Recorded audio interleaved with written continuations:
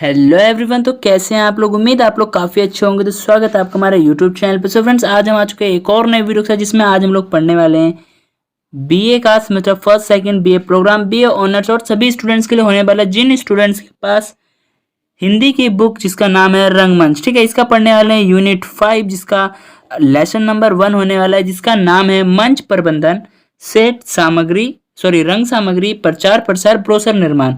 Full explanation होने वाला है विथ नोट्स के साथ। ये सभी स्टूडेंट्स के लिए होने वाला है, ड्यू सोल एनसी वेब सभी स्टूडेंट्स के लिए होने वाला है। तो ज़्यादा टाइम वेस्ट ना करते हुए स्टार्ट करते हैं आज की वीडियो।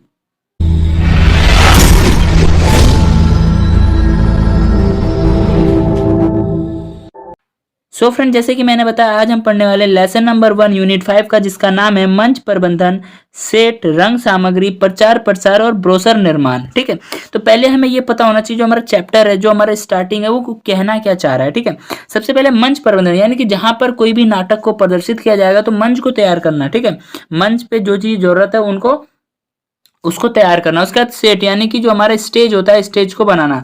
उसके बाद रंग सामग्री, यानी कि जो रंगमंच पर यानी स्टेज पर जो भी चीजें उपयोग की जाएंगी नाटक के दौरान या नाटक के बाद या फिर नाटक के समय में, जैसे लाइट हो गया, माइक हो गया, और भी जो कलाकार वगैरह यूज करेंगे, वो सभी हमारे रंग सामग्री में आता है। ठीक है, अब देखो कोई भी नाटक है, उसको हम बनाते किसके लिए हैं? दर्शकों के लिए। जब दर्शक देखने आएंगे तभी तो सफल होगा। तो क्या उसको हमें प्रचार प्रसार भी करना पड़ेगा, ताकि ज्यादा से ज्यादा लोग आए और उसको देखें। ठीक है, ब्रोशर निर्माण क्या होता है? ब्रोशर निर्माण होता है, एक मैं छोटा सा भी समझा देता हूँ, यानी किसी भी जो नाटक हो रहा है, होने वाला है, उसका मोटे मोटे तौर पे एक क्लिप दिखा देना, या फिर उसके बारे में पूरी जानकारी हमें बाहर दे देना कि इस ये कलाकार है, इसके द्वारा ये चीज किया जा रहा है, प्रोड्यूसर ये है, निर्देशक ये है, सभी चीजों को बता देना। ठीक है, तो स्टार्ट करते हैं। पहला हम परिचय से। रंगमंच सामूहिक कला है। जो रंगमंच है ये सामूहिक कला है। इसमें प्रस्तुति प्रक्रिया अनेक चरणों में कार्य करती है। इसमें जो प्रस्तुति जो प्रक्रिया है ये अनेक चरणों में, यानी अलग अलग चरणों में कार्य करती है। ठीक है, जिसमें निर्देशक, अभिनेता, अभिनेत्री, ठीक है, पार्श्वकर्मी उल्लेखनीय भूमिका में होते हैं। ठीक है, निर्देशक निर्देशक इस सारी प्रक्रिया का सूत्रधार होता है। वह नाटक कृति का चुनाव करता है, उसका अर्थ निर्धारण करके नाटक का पाठ और मानसिक तैयारी करता है। यानी कि निर्देशक जो है इन सभी प्रक्रियाओं का सूत्रधार होता है। यानी कि एक जैसे होता है, एक माला को बनाने के लिए, एक सभी मोतियों को जोड़ के रखने के लिए क्या होता है? एक धागे की जरूरत है। जो धागे का काम करता है कौन? निर्देशक। ठीक है, वह नाटक कृति का चुनाव करते हैं, कौन सा नाटक किया जाएगा उसकी कृति का चुनाव करता है। ठीक है, और उसका अर्थ भी निर्धारण करता है कि इस जो नाटक है इसका अर्थ क्या निकलेगा, उसका भी निर्धारण करता है। ठीक है, और जो कलाकार है उन सभी की मानसिक तैयारी उसी तरीके से करवाता है। इसके बाद पात्रों का चयन और उसकी भूमिका को तय करके रिहर्सल और प्रस्तुति को सफल बनाने का प्रयास किया जाता है या प्रयास करते हैं। लेकिन प्रस्तुति प्रक्रिया केवल इतनी नहीं होती जितना हम सोच रहे हैं। प्रक्रिया इतनी नहीं होती। तकरीबन 5-6 महीने से कोशिश करते रहते हैं, ट्राई करते रहते हैं, रिहर्सल वगैरह करते रहते हैं, याद करते हैं अपनी स्क्रिप्ट को, तब जाके ये एक बार में जाके हमारे रंगमंच पर प्रदर्शित होता है। इसके साथ में रंग सामग्री, रंग उपकरण, रंगशाला की व्यवस्था भी उसके द्वारा की जाती है। यानी एक कलाकार के द्वारा कई सारी चीज़ों का वो किया जाता है, तैयारियां की जाती है, उनका उपयोग किया जाता है, ताकि हमें उन नाटक के दौरान उन चीज़ों का उपयोग करने में कहीं ऐसा ना हो कि मुझे नाटक के अभी मैंने उपयोग किया ही नहीं, नाटक के दौरान जब मैं उस चीज़ का उपयोग करूँ तो मुझे उपयोग करना ही ना आए। तो पहले ही उन सभी चीज़ों का उपयोग करना बता दिया जाता है, सिखा दिया जाता है, किस तरीके का किससे उपयोग करना है, किसका किस तरीके से प्रयोग करना है। ये हमें कब बताया जाता है? नाटक प्रदर्शन होने से पहले ही। ठीक है, निर्देशक और निर्देशक और मंच प्रबंधक मिलकर एक प्रस्तुति को सफल बनाने का कार्य करते हैं, जिसमें सेट, रंग सामग्री, ब्रोशर और प्रचार प्रसार के द्वारा प्रस्तुत की जाने वाली नाटक होती है। यानी नाटक को प्रस्तुत की जाती है। ठीक है, नाटक को सफलता के शिखर पर प्रतिष्ठित करने का प्रयास किया जाता है। ठीक है, अब आता है हमारा मंच प्रबंधन। अब हम जानेंगे मंच प्रबंधन क्या है। भारतीय रंग परंपरा में सूत्रधार की महत्वपूर्ण भूमिका रही है। जो भारतीय रंग परंपरा है इसमें एक निर्देशक की बहुत महत्वपूर्ण भूमिका रही है। जब आधुनिक काल में मंच और रंगमंच को केवल कार्य विभाजन हुआ तो निर्देशक के कार्य और भूमिका भी सुनिश्चित कर दी गई। यानी कि आज से आधुनिक काल में यानी जब आज आधुनिक काल में जब मंच और रंगमंच को लेकर कार्य विभाजन किया गया तो उसी समय पे हमें क्या है, एक निर्देशक की आवश्यकता पड़ी आधुनिक काल में। ठीक है, पुराने टाइम पे ये नहीं था, अभी नए टाइम में आधुनिक समय में है। क्योंकि आज की जो नाटक है, फिल्में वगैरह रिलीज होती है, वो बहुत हाई लेवल की होती है, तो उसको निर्देशित करना, उसको सही लेवल पे सही तरीके से प्रदर्शित करने के लिए एक हमें सूत्रधार यानी एक निर्देशक की आवश्यकता होती है, जो उस सभी को एक सही राह पे लेके चले और सही तरीके से उसको एक्सप्लेन करके लोगों को समझा सके। भारतीय नाट्य परंपरा में सूत्रधार एक निर्देशक के साथ प्रबंधक की जिम्मेदारी भी निभाता है। ठीक है, जो भारतीय नाट्य परंपरा में जो एक निर्देशक होता है वो प्रबंधक की जिम्मेदारी के साथ साथ प्रबंधक की जिम्मेदारी को निभाता है, यानी कि जो भी चीजें उसको जरूरत पड़ेगी उन सभी का वो क्या बोलते हैं, उन सभी का वो क्या करेगा, लेके आएगा, इकट्ठा करेगा। जो चीजें की आवश्यकता पड़ेगी उन सभी को वो इकट्ठा करेगा, लेके आएगा। तो क्या करता है, एक प्रबंधक की जिम्मेदारी का भी कार्य निभाता है। एक नाटक की तैयारी योजनाबद्ध तरीके से होनी चाहिए। नहीं, किसी भी नाटक को प्रस्तुत करने से पहले उसका क्या है, उसकी जो तैयारी है वो योजनाबद्ध यानी योजना से की जानी चाहिए। प्रबंधन का प्रभाव नाटक की सफलता और असफलता दोनों पर प्रभाव पड़ता है। यानी कि जो प्रबंध किया गया है, जो नाटक के लिए प्रबंध किया गया है, उसमें वो प्रबंध जो है वो नाटक की सफलता और असफलता को भी परिभाषित करता है और उस पर प्रभाव डालता है। इसलिए नाट्य प्रस्तुति की तैयारी में प्रबंध जरूरी है। इसलिए नाट्य प्रस्तुति की तैयारी में क्या है, प्रबंध होना बहुत जरूरी है, जिससे नाटक सहज और सुलभ बन जाए, जिससे नाटक जो है सहज यानी अच्छा और सुलभ यानी कि बेहतर बन जाए। ठीक है, सभी लोगों को समझ में आ जाए। अब आता है हमारा नेक्स्ट पॉइंट है प्रबंधन के कार्य क्षेत्र।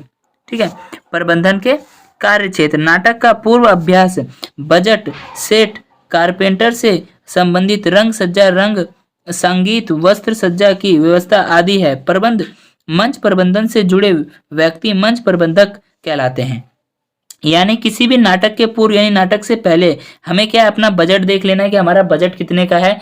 कहीं ऐसा ना हो कि हमारा बजट 100 करोड़ का है और हम लोग उसमें लगा रहे हैं 120 करोड़, तो 20 करोड़ कहाँ से आएंगे, है कि नहीं है। तो इसलिए अपना बजट देख लेना है। हमें अपना सेट यानी कि अपना जो हमारा वो है स्टेज है, हमें अपने स्टेज को भी देख लेना है कि हमारा स्टेज कितना बड़ा है। ठीक है, और कारपेंटर लोग जो कि हमारे जो भी नाटक के दौरान कुछ चीजें ऐसी होती हैं जैसे टेबल फर्नीचर वगैरह का काम होता है, तो हमें कारपेंटर लोग भी चाहिए। ठीक है, रंग सज्जा करने के लिए। उसके बाद संगीत, यानी कि जब नाटक प्रस्तुत होगा तो ऐसा नहीं कि ओनली साउंड ओनली आवाज होगी तो मजा नहीं आएगा। क्या होगा, उसमें अगर थोड़ा साउंड रहे तो और मजा आएगा, तो संगीत की व्यवस्था भी की जाएगी। उसके बाद वस्त्र सज्जा, यानी कि जिस कलाकार की जैसी स्क्रिप्ट है, जैसा नाटक है उसके अनुसार उसकी वस्त्र सज्जा होना भी जरूरी है। उसके बाद मंच प्रबंधन से जुड़ी जो व्यक्ति होते हैं उनको मंच प्रबंधक कहा जाता है। यानी जो लोग मंच प्रबंधक होते हैं, जो मंच पे तैयारी करते हैं, उनको क्या कहा जाता है, मंच प्रबंधक कहा जाता है। ठीक है, नेक्स्ट पॉइंट आता है हमारा पूर्व अभ्यास के समय से लेकर प्रस्तुति तक की जिम्मेदारी को निभाता है कौन, एक निर्देशक। मंच व्यवस्था से संबंधित सभी कार्य मंच प्रबंधक की देखरेख में होता है। यानी कि मंच व्यवस्था से संबंधित सभी जितने भी कार्य होते हैं वो सभी किसके देखरेख में होते हैं, मंच व्यवस्थापक के रूप में उनके देखरेख में होता है, जो मंच की देखरेख करते हैं, जो इसका मंच को जिसको सौंपा गया, जिसकी जिम्मेदारी है मंच को सजवाना। ठीक है, मंच व्यवस्थक रंगमंच पर घटित होने वाले कार्य एवं गतिविधियों की योजनाओं का संचालन करते हैं। जो मंच व्यवस्था करने वाले लोग होते हैं वो लोग रंगमंच पर घटित होने वाले जो भी कार्य हैं उन सभी की गतिविधियों की योजनाओं का संचालन करते हैं। यानी जो भी योजना चल रही है उनका संचालन भी करते हैं। नाट्य प्रस्तुति के सभी कर्मचारियों के साथ तालमेल बनाते हुए निर्देशक नाटक को सफल बनाने का प्रयास करता है। यानी नाट्य प्रस्तुति के सभी कर्मचारी जो लोग नाटक को प्रस्तुत करेंगे वो सभी कर्मचारियों के साथ तालमेल बनाते हुए निर्देशक जो है अपने नाटक को सफल बनाने का प्रयास करता है। मंच प्रबंधन की भूमिका नाटक के तय होने से पहले ही आरंभ हो जाती है। यानी मंच प्रबंधक की यानी कि नाटक को शुरू करने से पहले ही क्या होता है, मंच को तैयार करने की भूमिका जो है शुरू हो जाती है, आरंभ हो जाती है। पूर्व अभ्यास का स्थान यानी कि प्रस्तुति से पहले का प्रस्तुति से पहले का जो अभ्यास होगा वो कहाँ पर, उसका स्थान समय निर्धारित करना, निर्देशक को सभी जानकारी देना, अभिनेता अभिनेत्री को देखना, मंच निर्माण की व्यवस्था देखना, स्टेज वस्त्र पोस्टर ब्रोशर रंग सामग्री के बजट की व्यवस्था इसी का हिस्सा होते हैं। यानी कि क्या है, ये सभी जो है एक मंच प्रबंधन के अंतर्गत ही आते हैं। एक नाटक की प्रस्तुति को लेकर बनी कार्य योजना में निर्देशक के बीच मंच प्रबंधक की मुख्य भूमिका होती है। यानी एक नाटक की प्रस्तुति को लेकर के बनी कार्य योजना निर्देशक के बीच मंच प्रबंधक की मुख्य भूमिका के रूप में होते हैं। ठीक है, इतना समझ में आया। ठीक है, अब बढ़ते हैं आगे। फ्रेंड्स, देखो बोलने में कई बार क्या है कि थोड़े मिस्टेक हो रही, सॉरी बोलना चाहूंगा।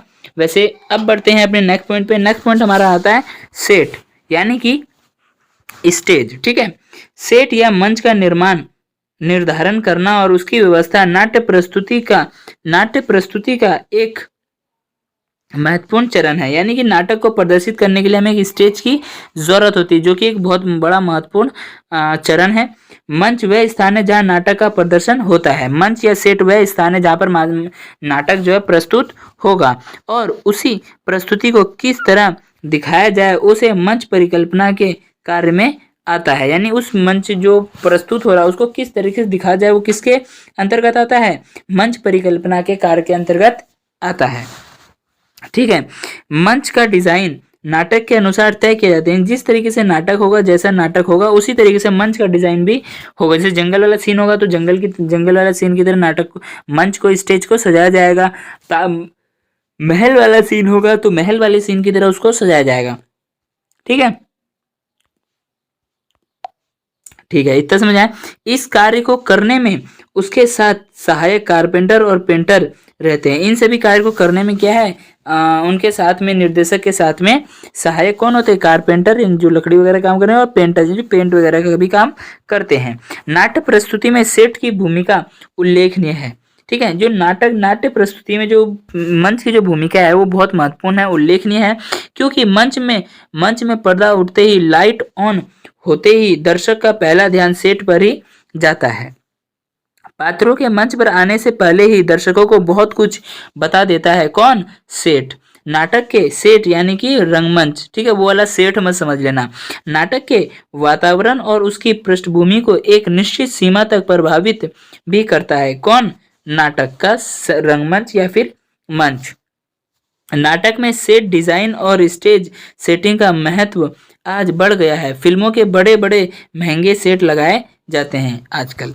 ठीक है, आजकल क्या है, जो नाटक में जो सेट का जो डिजाइन है वो बहुत ज़्यादा बदल गया है। ठीक है, स्टेज का जो सेटिंग है वो बहुत ही ज़्यादा महत्वपूर्ण हो गया है, बहुत ही ज़्यादा उसको एडवांस लेवल पे कर दिया गया है। और आजकल बड़े बड़े फिल्म जो होते हैं, प्रोड्यूस करते हैं, जो फिल्म रिलीज करते हैं, जो रिकॉर्ड करते हैं फिल्म को, वो बहुत बड़े बड़े हाई लेवल पे हो रहे हैं, महंगे सेट बनाए जाते हैं। ठीक है, अब बढ़ते हैं नेक्स्ट पॉइंट पे। नेक्स्ट पॉइंट हमारा आता है सेट निर्माण करते समय कुछ बातों का ध्यान रखना आवश्यक है। अब हम देखेंगे कि सेट निर्माण करते समय कुछ बातों का ध्यान रखना आवश्यक है, तो कौन कौन सी बातें हैं जिनका ध्यान हमें रखना चाहिए।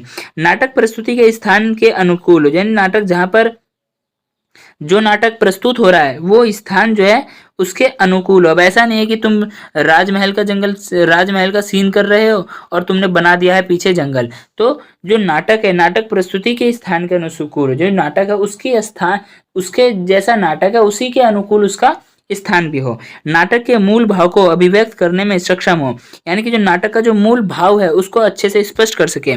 दर्शकों के समझने योग्य हो, यानी दर्शक के समझने, जो लोग उसे देख रहे हैं उस नाटक को, ठीक है, उनके समझने योग्य हो। ऐसा नहीं है कि लोग बैठे हैं इंग्लिश समझने वाले और तुम चला रहे हो मराठी, लोग बैठे हैं हिंदी समझने वाले, तुम चला रहे हो इंग्लिश। तो लोगों के समझने योग्य होना चाहिए कि जहाँ की जैसी भाषा है उसी तरीके से भाषा दे, ताकि लोगों को अच्छा समझ में और बेहतर समझ में और रेटिंग अच्छी मिले। आकर्षक और विन्यास में सरल हो, यानी कि आकर्षक हो, यानी कि जो नाटक है वो आकर्षक हो, अपनी ओर लोगों को आकर्षित करें। मंच पर लगने में कठिनाई ना हो, मंच को लगाने में कठिनाई ना हो। जैसे कि मान लो हमें सीन चेंज करना पड़ता है कई बार, तो बार बार ऐसा ना हो कि हम सीन चेंज करें तो हमें मंच को बनाने में ही काफ़ी ज़्यादा टाइम लग जाए। तो मंच लगाने में ज़्यादा कठिनाई नहीं होनी चाहिए। अभिनेता और अभिनेत्रियों द्वारा मंच निरंतर प्रयोग में आ सके। यानी कि मंच ऐसा बनाना है कि जो अभिनेता अभिनेत्री है उसके प्रयोग में मंच जो है निरंतर आते रहना है। ऐसा नहीं चाहिए, ऐसा नहीं होना चाहिए कि एक क्लिप एक सीन लिया उसके बाद मंच चेंज करो, फिर एक सीन लिया फिर मंच चेंज करो। तो क्या है कि थोड़ा लंबा सीन चलना चाहिए, और अगर जल्दी जल्दी करना पड़ रहा है तो आपको दो जगह मंच को स्थापित कर लेना चाहिए, बना लेना चाहिए। मंच बनाने की लागत जो है वो कम हो। ऐसा नहीं है कि मंच बनाने में ही ज्यादा पैसा वेस्ट करते हैं। ठीक है, आसानी से और जल्दी से निर्मित हो सके ऐसा सेट हमें बनाना चाहिए। बिना शोर के हो, सरलता से बदला जा सके, बिना शोर और सरलता से बदला जा सके, मजबूत हो, यानी जो स्टेज है वो मजबूत होना चाहिए। मंच का वह भाग जो दर्शकों को नहीं दिखाना वह सेट का ओझल रखा जाए। यानी मंच का वह हिस्सा जिसको हम दर्शकों को नहीं दिखाना चाहते हैं वो क्या है, वो पीछे होना चाहिए या फिर नजरों से ओझल रहना चाहिए। दर्शकों की सीट से मंच तक की दृष्टि रेखा स्पष्ट होनी चाहिए। यानी कि दर्शक जहाँ बैठे हैं, जैसे यहाँ पे मंच बना हुआ है, ठीक है, तो जहाँ पर मेरे दर्शक बैठे हैं उनके वो देख जो रहे हैं उनकी जो विजन है वो क्लियर होनी चाहिए।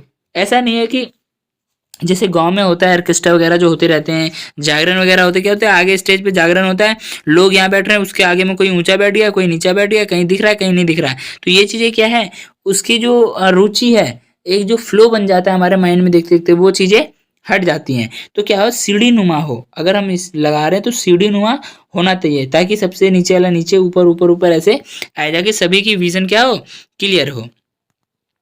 इतना समझ में आया? ठीक है। जिस सामग्री का प्रयोग मंच पर होना है उसे रखने की उचित व्यवस्था होनी चाहिए। यानी जिस भी सामग्री का नाटक के दौरान उपयोग होगा, मंच पर उपयोग होगा, उसको क्या उचित व्यवस्था होनी चाहिए उसको रखने की।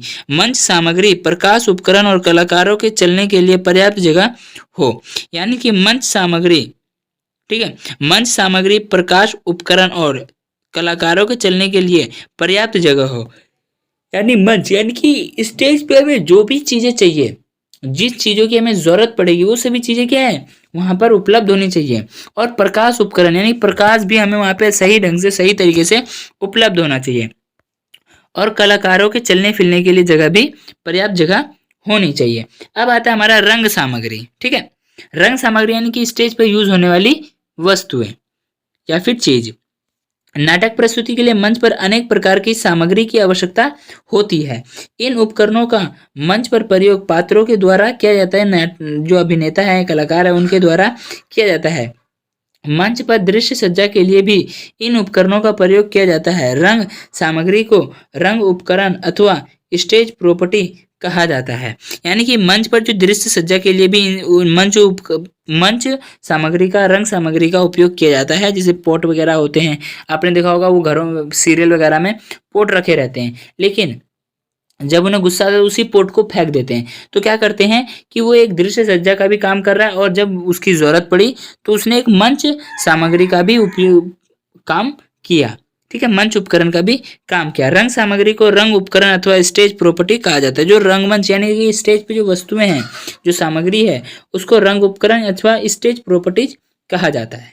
ठीक है, नाट्य प्रस्तुति से पहले निर्देशक और मंच प्रबंधक मिलकर उन प्रॉपर्टीज की एक सूची बनाते हैं जिसे वे नाटक में प्रयोग करवाना चाहते हैं। यानी कि नाट्य प्रस्तुति से पहले निर्देशक और मंच प्रबंधक मिलकर के क्या करते हैं, जितनी स्टेज पर जितनी भी वस्तुएं हैं, ठीक है, उन सभी की वस्तुओं की एक सूची बनाते हैं, सूची तैयार करते हैं, ताकि कोई भी सामान खोए ना। ठीक है, और उनका सही से सही तरीके से लाइन वाइज, सीक्वेंस वाइज उनका यूज किया जाए हमारे रंगमंच पर। ठीक है, एक नाटक की सफलता और असफलता में रंग सामग्री का विशेष महत्व होता है। यानी कि जो नाटक होता है, नाटक में हमारी जो नाटक की सफलता और असफलता का सबसे बड़ा एक विशेष महत्व कौन देता है, रंग सामग्री भी देता है। ठीक है, रंग सामग्री के प्रकार। अब हम बात करेंगे रंग सामग्री के प्रकार कितने होते हैं। तो पहला प्रकार आता है हमारा प्रकाश व्यवस्था। क्या आता है, प्रकाश व्यवस्था। देखो, रंगमंच पर, स्टेज पर रोशनी होना बहुत जरूरी है। लाइट नहीं होगा तो लोगों को मजा नहीं आएगा किसी भी चीज को देखने में। तो क्या है कि प्रकाश व्यवस्था भी बहुत जरूरी है। ठीक है, प्रकाश व्यवस्था को दृश्य के अनुसार प्रस्तुत करने की योजना प्रकाश अभिकल्पना के द्वारा की जाती है। मंच पर अनेक उपकरणों के द्वारा प्रकाश किया जाता है। यानी कि प्रकाश व्यवस्था को दृश्य के अनुसार, यानी कि जैसा दृश्य हो, जैसे शौकीन दृश्य होता है तो उनके देखते हो एकदम बहुत तेज सी लाइट होती है और सबको चौंका देने वाली लाइट होती है कि लगता है कि हाँ भाई ये चौंक गए हैं। तो यानी कि प्रकाश व्यवस्था जो है दृश्य के अनुसार प्रस्तुत की जाती है, ठीक है। अभिकल्पना यानी योजना प्रकाश जो अभी प्रस्तुत की जाती है वो एक योजना से की जाती है, जिसको योजना प्रकाश अभिकल्पना के द्वारा की जाती है, ठीक है। मंच पर अनेक उपकरणों के द्वारा प्रकाश जो है प्रकाश किया जाता है, उपकरणों के द्वारा प्रकाश किया जाता है, ठीक है। इतना समझ में आया? काफ़ी ज़्यादा कन्फ्यूजन हो रहा है, मुझे भी समझ में नहीं आ रहा सही से, ठीक है। तो कई सारे टॉपिक ऐसे होते हैं जो कि हमने पढ़ा है बट भूल गए हैं, ठीक है। मैं काफ़ी दिनों बाद इस वीडियो को रिकॉर्ड कर रहा हूँ, तो थोड़ी प्रॉब्लम हो रही है मेरे को, बट कोई नहीं।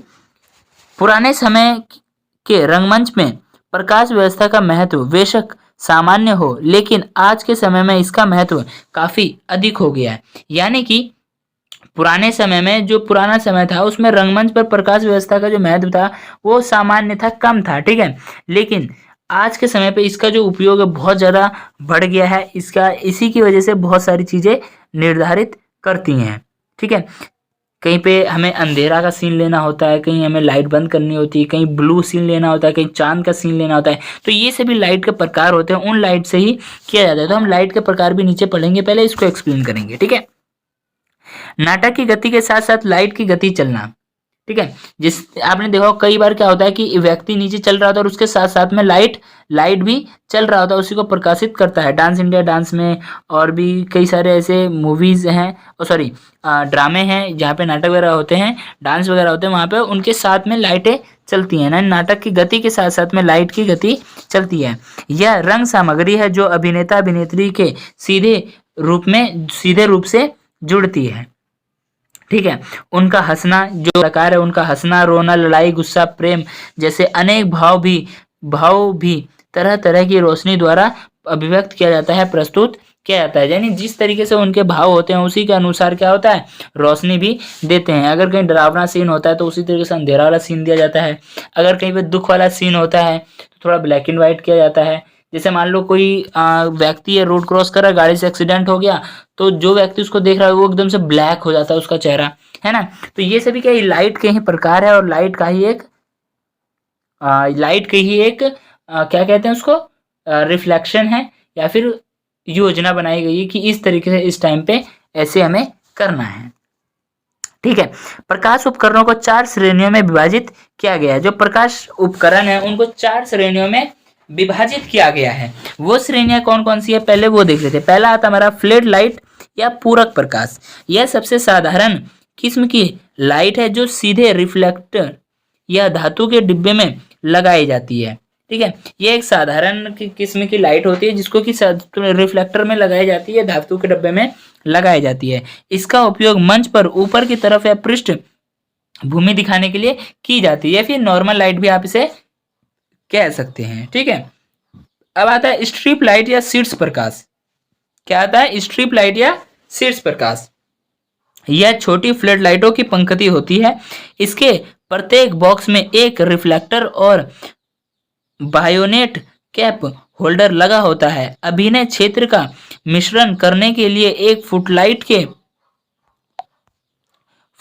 के रूप में भी इसका प्रयोग किया जाता है, ठीक है। तो ये सभी क्या है कि नॉर्मली आपको पढ़ना है और समझ में आ जाएगा, ज्यादा इसको एक्सप्लेन नहीं करना। अब आता है स्पॉटलाइट, ठीक है। स्पॉटलाइट या बिंदु प्रकाश। यह लाइट किसी बिंदु को निश्चित आकार और विस्तार देने के लिए प्रयोग में लाई जाती है, प्रयोग में आती है। इसकी किरणें कम से शुरू होकर अधिकतम तक जाती है। जैसे कि आपने देखा होगा जो हमारा वो आता है, कौन सी लाइट आती है ना, एक लाइट आती है जो कि एकदम नीचे से यहाँ से बहुत कम रोशनी निकलेगी और आगे जाके एकदम फैल जाती है। जैसे टॉर्च वगैरह की रोशनी भी आप लोग देख सकते हो, जो एक रिफ्लेक्टर लाइट होती है, इस स्पॉट लाइट होती है, जिसको हम बिंदु प्रकाश के नाम से जानते हैं, ठीक है। सेट के डिजाइन और आकार के अनुसार इस रंग सामग्री का प्रयोग होता है। मंच की प्रस्तुति और अभिनेता अभिनेत्री के किसी भाग को इसकी किरणों के विशेष प्रभाव द्वारा उजागर किया जाता है। यानी कि किसी विशेष प्रभाव द्वारा इसका जो उजागर किया जाता है। विशेष प्रकाश प्रभाव वाली लाइट। विशेष प्रभाव वाली लाइट रात के अंधेरे में जादुई वातावरण निर्मित कर देती है। इसके माध्यम से बादल, आकाश, बारिश, जंगल, प्राकृतिक दृश्य आदि प्रदर्शित किए जाते हैं। यह लाइट्स विशेष प्रकार का प्रोजेक्टर होता है। ये एक प्रोजेक्टर की तरह काम करता है, जिसपे कि क्या होता है, कोई वो हमारे कंप्यूटर लैपटॉप से अटैच होता है, जिसमें हम कोई भी चित्र दिखाते हैं। एक तरह से आप कह सकते हो प्रोजेक्टर ही होता है, लेकिन वो लाइट के रूप में होता है। ठीक है, अब आता है हमारा नेक्स्ट आता है रूप सज्जा। ठीक है, हम क्या पढ़ रहे हैं, हम पढ़ रहे हैं ये रंग सामग्री के प्रकार। ठीक है, तो रंग सामग्री पहले आता है हमारा प्रकाश व्यवस्था, उसके बाद आता है हमारा रूप सज्जा। ठीक है, तो रूप सज्जा में देख लेते हैं क्या है। रूप सज्जा रंग प्रस्तुति का महत्वपूर्ण अंग है। अभिनेता और अभिनेत्री के चेहरे के भाव उभारने के लिए रूप सज्जा की आवश्यकता होती है। नाटक प्राचीन हो या आधुनिक, सभी की प्रस्तुति में रूप सज्जा की जरूरत रहती है। रूप सज्जा के साथ प्रकाश व्यवस्था का तालमेल जरूरी है। रूप सज्जा के साथ क्या, प्रकाश व्यवस्था का तालमेल जरूरी है। रूप सज्जा के बिना चेहरा स्पष्ट भाव के साथ नजर नहीं आएगा और अंतिम पंक्ति में बैठे दर्शक तक वह केवल बोलते हुए आकृति में ही पहुंच पाएगा या दिखेगा। तो इसलिए इस लाइट और रूप सज्जा का होना भी जरूरी है।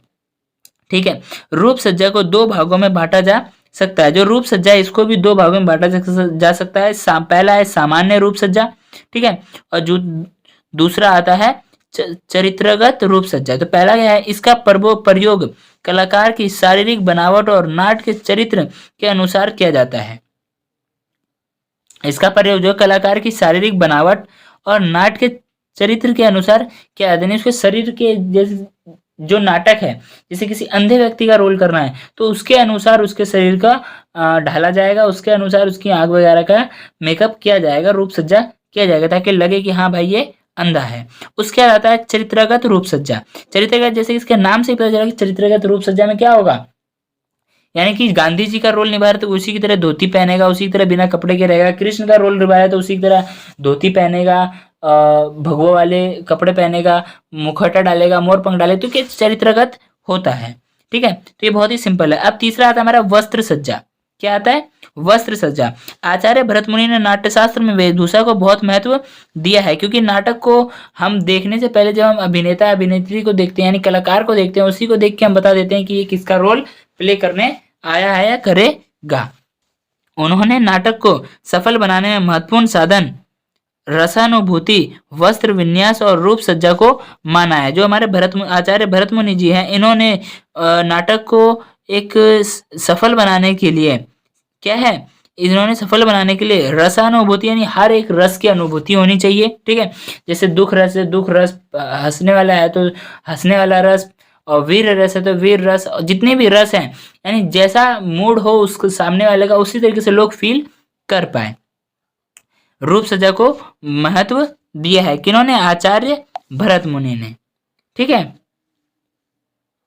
नाटक में वस्त्र सज्जा हमेशा पात्र यानी कि चरित्र, देशकाल और वातावरण के अनुरूप होनी चाहिए। यानी ऐसा नहीं होना चाहिए कि देशकाल हमारा पुराना टाइम का है और उस टाइम पे आपने ट्रेडिशनल कपड़े पहना दिए, ऐसा नहीं है। अगर पुराने टाइम का, जैसे आज़ादी के टाइम की अगर बात हो रही तो आज़ादी टाइम पे जो कपड़े चलते थे वैसे ही आप कपड़े देने हैं। ऐसा नहीं कि आज के टाइम के हमने कोट पैंट पहना दिए तो मज़ा नहीं आएगा। अब मान लो कहीं हीरो जा रहा है, स्कूल जा रहा है, स्कूल जाने में उसको हमने शेरवानी पहना दिया और शादी में उसको हमने शर्ट पैंट पहना दिया तो मज़ा नहीं आएगा। तो जिस तरीके से जो रोल है उसी तरीके से उसका वेशभूषा भी होना जरूरी है। ठीक है, देश काल के अनुसार उसका वातावरण होना चाहिए। नाटक के कथानक और वातावरण के अनुसार पात्रों की वेशभूषा नाट्य प्रस्तुति को जीवंत प्रदान करती है। यानी कि नाटक के कथानक और वातावरण के अनुसार पात्रों की वेशभूषा जो है नाट्य प्रस्तुति को जीवंत बनाती है और जीवंत प्रदान करती है, यानी एक जीवित रूप उसको देती है कि हाँ ये सच में हमारे सामने घटित हो रहा है।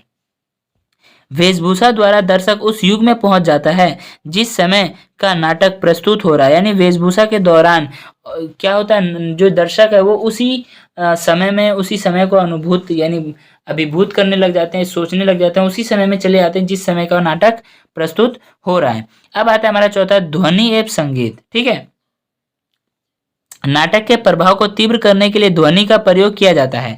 यानी कि नाटक का जो प्रभाव है वो अच्छा और तीव्र करने के लिए किसका प्रयोग किया जाता है, ध्वनि का प्रयोग किया जाता है। पात्रों की वाणी और संवाद से ध्वनि उत्पन्न नहीं होती, बल्कि मंच पर संगीत के साथ कुछ विशेष परिस्थितियों के लिए ध्वनि का संयोजन किया जाता है। ध्वनि मंच पर नाटक की कथा के दृश्य के साथ साथ आगे बढ़ती है। आकाशवाणी या मायावी दृश्य में विलक्षण ध्वनि का प्रयोग किया जाता है, यानी कि हर सीन के अनुसार, यानी जिस तरीका सीन होगा उसी के अनुसार उसमें ध्वनि डाली जाएगी, सॉन्ग मिक्स किया जाएगा। ठीक है। संगीत का प्रयोग नाट्य प्रस्तुति में जान डाल देता है। जो संगीत है, संगीत का प्रयोग क्या है, नाट्य प्रस्तुति में एक जान डाल देता है, जीवांत डाल देता है। लोक शैली के नाटकों की प्रस्तुति संगीत के बिना अधूरी है। लोक शैली की जो नाटकीय प्रस्तुति है वो क्या है, संगीत के बिना अधूरी है।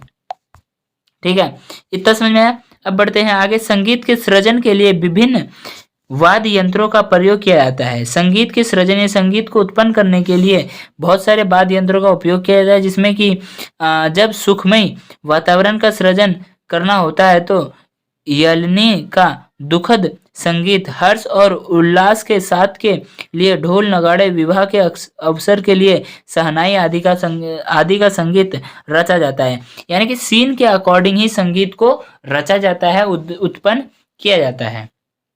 ठीक है। अब आता है हमारा नेक्स्ट पॉइंट, जिसका नाम है प्रचार प्रसार। ठीक है। किसी भी नाटक की रंगमंच में प्रस्तुति को हमें केवल अभिनेता केंद्रित ना मानकर बल्कि सामूहिक केंद्रित मानना चाहिए। किसी भी नाट्य प्रस्तुति में सफलता का आधार बेहतर अभिनय के साथ साथ सम्मिलित सामूहिक कार्य भी होता है। यानी किसी भी नाट्य प्रस्तुति को सफल आधार बनाने के लिए बेहतर अभिनय के साथ, यानी अच्छा अभिनय नाटक के साथ साथ क्या है, एक सम्मिलित सामूहिक समूह की भी हमें सम्मिलित, यानी सब मिलके काम करेंगे तो बेहतर होगा, और ज्यादा बेहतर होगा। नाटक की प्रस्तुति अभिनय के साथ और अधिक विकसित होकर निखरती है। नाटक की प्रस्तुति जो है वो अभिनय के साथ, यानी जब हम प्रैक्टिस करते हैं तो प्रैक्टिस के साथ क्या और अधिक विकसित होकर निखरती है, तथा समूह का प्रत्येक व्यक्ति अपनी अपनी भूमिका का निर्वहन करता है। अपनी जो उसको कार्य दिया गया है वो उसका निर्वहन करता है, आज्ञा उनका करता है। प्रचार व्यवस्था को विस्तृत रूप से जानने से पहले हमें प्रत्येक व्यक्ति या समूह के सदस्यों के बारे में जानना आवश्यक है। यानी कि प्रचार व्यवस्था जो है उसको जानने से, विस्तृत रूप से जानने से पहले हमें प्रत्येक व्यक्ति के समूह के सदस्यों के बारे में जानना बहुत आवश्यक है। ठीक है। तो पहला आता है निर्माता या नियमित संगठन। निर्माता या नियमित संगठन जो हमेशा रहेगा। ठीक है। निर्माता या प्रोड्यूसर किसी भी नाटक का प्रचार प्रसार अखबारों व पत्र पत्रिकाओं द्वारा करवाते हैं। प्रचार प्रसार के द्वारा करतब और सोशल नेटवर्किंग साइट का प्रयोग किया जाता है। आजकल आपने देखा होगा जो नेटवर्क है, सोशल नेटवर्किंग है, उसका ज़्यादा से ज़्यादा उपयोग किया जा रहा है आज के टाइम पे। कोई भी मूवी आती है उसकी टिकट जो है आप लोग ऑनलाइन भी परचेस कर सकते हो। तो क्या है कि आजकल हम सोशल नेटवर्किंग का भी यूज़ कर रहे हैं अपने नाटक को देखने के लिए, या किसी भी नाटक को देखने के लिए उनकी टिकट हमें ऑनलाइन ही मिल जा रही। तो एक क्या है, प्रचार प्रसार का एक नाटक, सोशल मीडिया भी हमारे लिए, सोशल नेटवर्किंग भी हमारे लिए एक बहुत अच्छा साधन बन गया है। ठीक है। अब आता है संगठन के प्रमुख कर्मचारी और सदस्य, यानी जो कार्य करते हैं, एक संगठन मिलके जो कार्य करता है, समूह मिलके जो कार्य करता है, उसके जो कर्मचारी हैं, महत्वपूर्ण कर्मचारी है, प्रमुख जो हैं, उनके बारे में थोड़ा सा जान लेते हैं। ठीक है। पहला आता है हमारा निर्देशक। क्या आता है? निर्देशक। निर्देशक का प्रमुख कार्य पात्रों का चयन कर उन्हें अभिनय के लिए तैयार करना होता है। किसी भी नाट्य को प्रस्तुति प्रक्रिया तक ले जाने का उत्तरदायित्व निर्देशक का होता है। निर्देशक अपनी कार्य के सही संचालन के लिए मंच प्रबंधक की नियुक्ति करता है। ये जो निर्देशक है वो अपनी कार्य के सही संचालन के लिए मंच प्रबंधक की नियुक्ति करता है। ठीक है। अब आता है हमारा विन्यासकर्ता। देखो मैंने आपको, हम आज 5वां यूनिट पढ़ रहे हैं जो कि लास्ट यूनिट पढ़ रहे हैं। इससे पहले कि हमने बहुत सारी चैप्टर पढ़े थे, मैंने वहाँ पे अच्छे से एक्सप्लेनेशन दिया है। तो यहाँ पर ये वीडियो वैसे ही लंबी होने वाली, क्योंकि चैप्टर जो है थोड़ा बड़ा है, और मैं पूरी कोशिश करूँगा कि एक ही वीडियो में पूरे चैप्टर को निपटा के खत्म करें। ठीक है। अब आता है विन्यासकर्ता की नियुक्ति। मुख्य रूप से नाट्य प्रस्तुति में प्रयुक्त दृश्य तत्वों को मंच पर जीवंत रूप देने के लिए की जाती है, जिसके अंतर्गत प्रकाश व्यवस्था, मंच परिकल्पना, ध्वनि परिकल्पना एवं वस्त्र परिकल्पना महत्वपूर्ण है। विन्यासकर्ता यानी जो कि इन सभी चीजों का ध्यान रखता है। विन्यासकर्ता निर्माता के साथ सामंजस्य स्थापित कर चलता है, यानी अपना जो है तालमेल बनाकर चलता है। किसके साथ? निर्माता के साथ। और अपनी सहायता के लिए वह विभिन्न सदस्यों की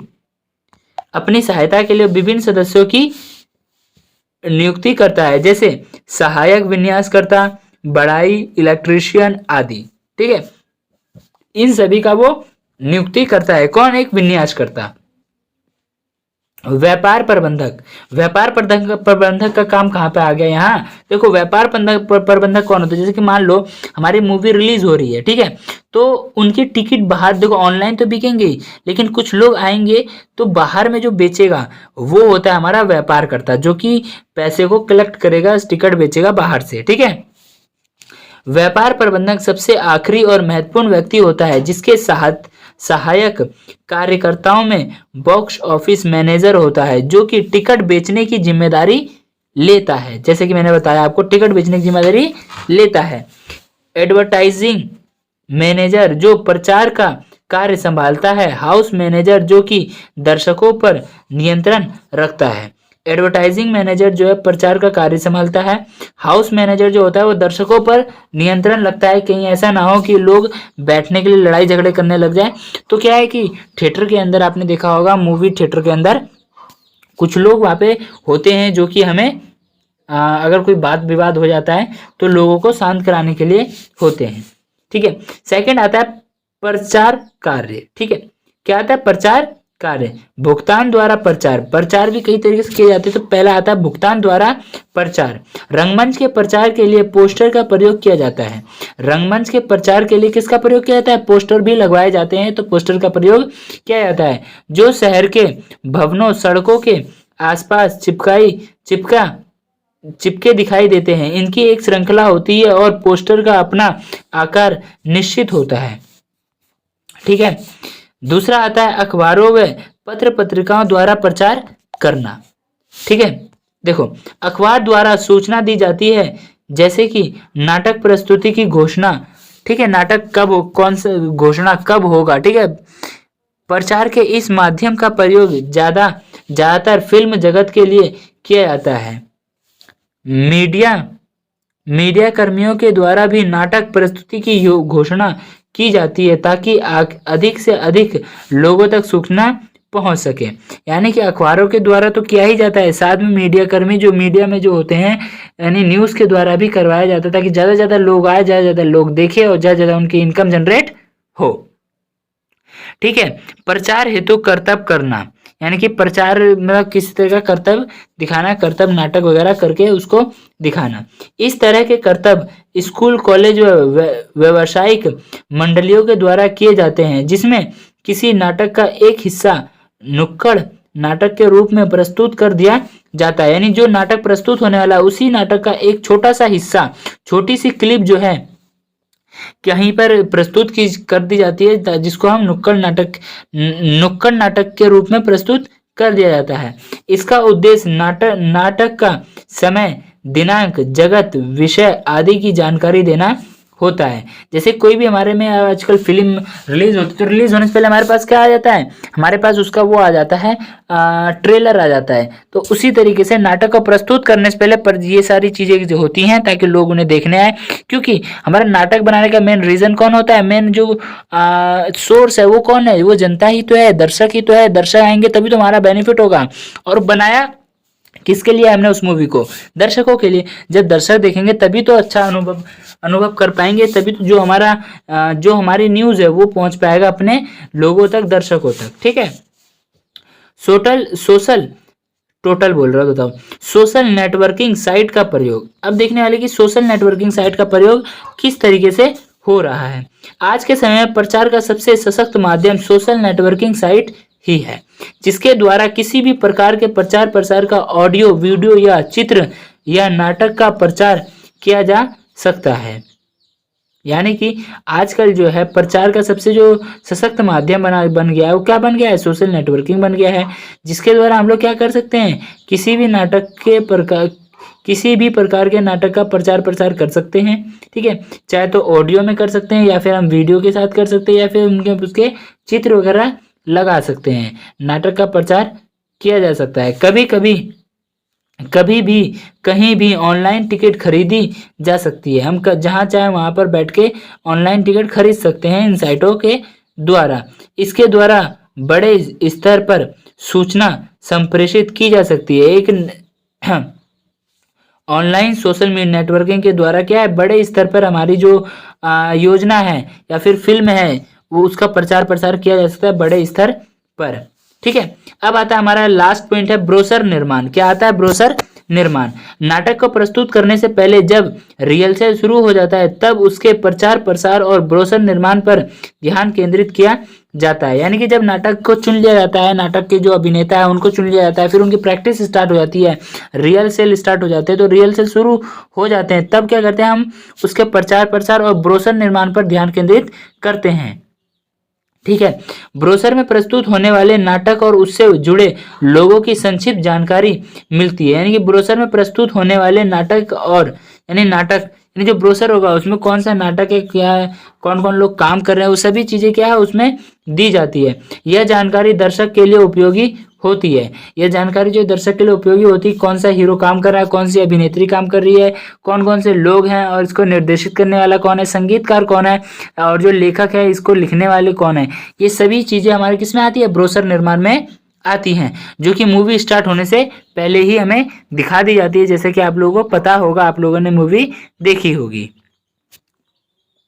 नाटक प्रस्तुति से पहले उसे नाटक की पृष्ठभूमि का पूर्व ज्ञान होना चाहिए। यानी नाटक को प्रस्तुत करने से पहले वो जिस भी किसी बंदे का रोल निभा रहा है उसका पूरा उसको ज्ञान होना चाहिए, उसकी पूरी पृष्ठभूमि उसके पास होनी चाहिए। अब ऐसा नहीं है कि तुम निभा रहे हो गांधी जी का और तुम्हें पता ही नहीं है कि वो व्यक्ति कैसे थे। ठीक है, तो जिसका हम रोल कर रहे हैं उसके बारे में हमें पता होना बहुत जरूरी है। अब बढ़ते हैं अपने नेक्स्ट पॉइंट। नेक्स्ट पॉइंट हमारा, इसके द्वारा नाटक देखने आए दर्शकों को नाटककार, निर्देशक, अभिनेता, अभिनेत्री एवं अन्य रंगकर्मियों के रंग अनुभव से परिचित हो जाते हैं। यानी कि इसके द्वारा जो नाटक है, जो ब्रोशर निर्माण है, इसके द्वारा जो नाटक देखने जो आए दर्शक हैं उनको क्या है, नाटककार जो नाटक कर रहे हैं, अभिनेता वगैरह, जो नाटककार है जिसने लिखा है उसके बारे में पता चल जाता है। जो निर्देशक है हमें निर्देशक के बारे में पता चल जाता है। और हाँ, जो अभिनेता अभिनेत्री है, जो लोग उस नाटक को कर रहे हैं उनके बारे में हमें पता चल जाता है। और अन्य रंगकर्मी जो हैं, जो लोग अलग से काम कर रहे हैं, जैसे कि रिकॉर्डर होते हैं, कैमरामैन होता है, लाइट मैन होता है, प्रिंटर होता है, कारपेंटर होता है, एडिटर होता है, ये सभी चीजें जो होती है, अन्य रंगकर्मी जो होते हैं उन सभी से परिचित हो जाते हैं। ठीक है, ब्रोशर निर्माण करते समय ध्यान देने योग्य बातें। जब हमारा ब्रोशर निर्माण होता है तब उस समय पे हमें कुछ बातों का ध्यान देना आवश्यक होता है। वो क्या बातें हैं वो देख लेते हैं। नाटक का नाम, ठीक है, जो आप ब्रोशर निर्माण सबसे पहले हमें देना चाहिए नाटक का नाम कि हमारा कौन सा नाटक है, इसमें क्या प्रस्तुत हम करने जा रहे हैं। उसके बाद प्रदर्शन तिथि, यानी कि कब वो नाटक जो है प्रदर्शित होगा। ठीक है, प्रेक्षागत का नाम, यानी कहाँ पर वो प्रदर्शित होगा। समय और अवधि, यानी किस समय पर होगा और कौन सी अवधि में होगा।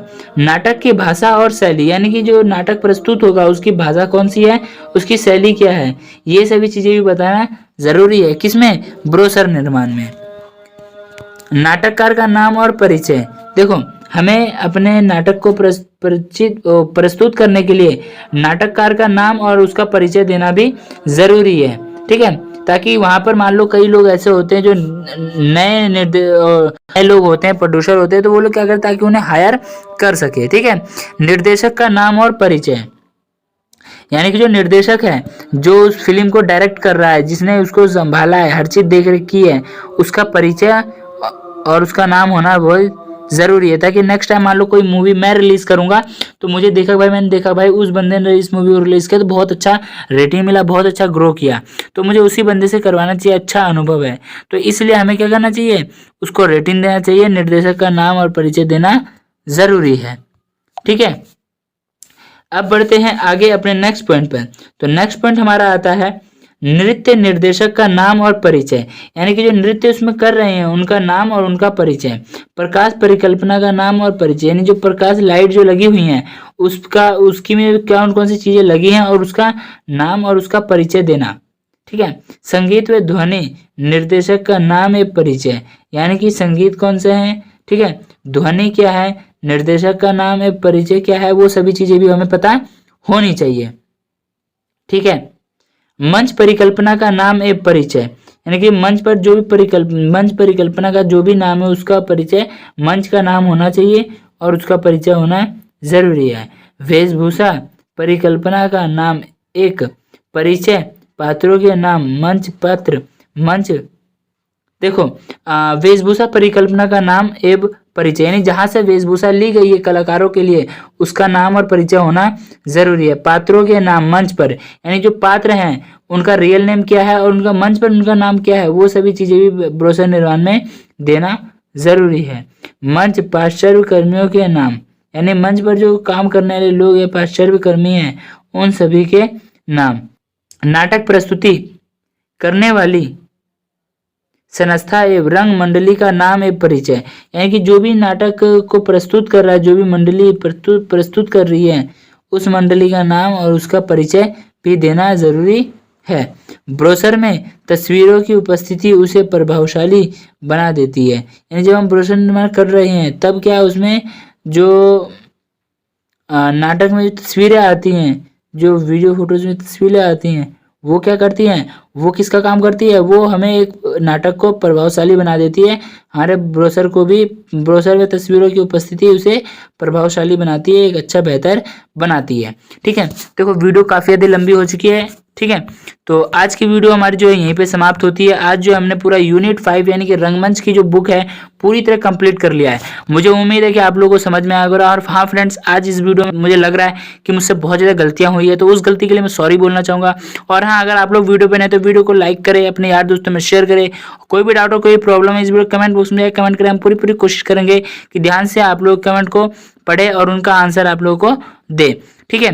तो ध्यान से चैनल का सब्सक्राइब करके बेल आइकन को भी ऑन करें ताकि आने वाली जितनी भी न्यू वीडियोस हो उन सभी की नोटिफिकेशन आप लोगों तक पहुंच जाए। मिलते हैं नेक्स्ट वीडियो में नेक्स्ट बुक के साथ, नेक्स्ट टॉपिक के साथ। तो thanks for watching this video.